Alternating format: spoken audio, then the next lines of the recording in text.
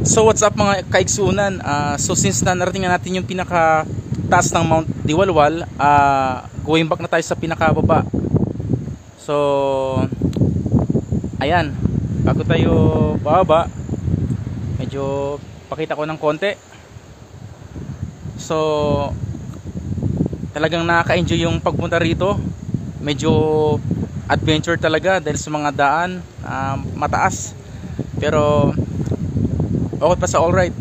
At napunta natin yung Mount Diwalwal, yung pinakamalaking minahan ng ginto sa Pilipinas. So tara, baba na tayo.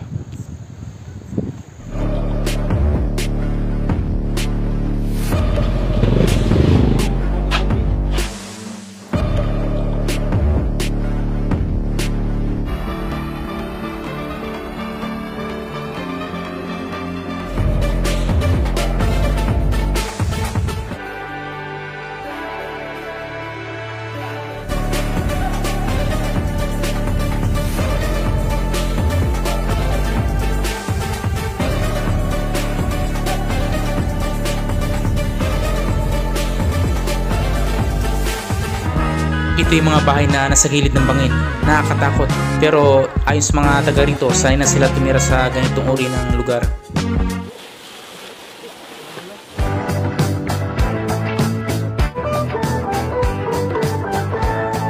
Ganito ang kanilang pagpoproseso para makakuha ng ginto.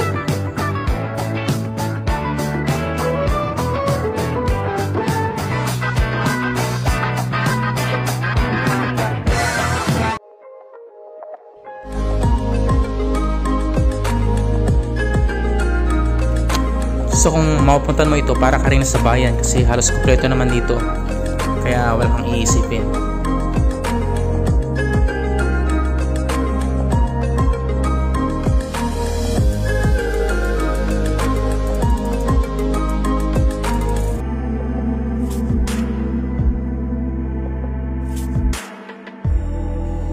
Yung ginagamit nila ritong main transportasyon is yung motorsiklo o yung habal-habal na tinatawag, kasi ito ay mas madaling gamitin para sa biyahe.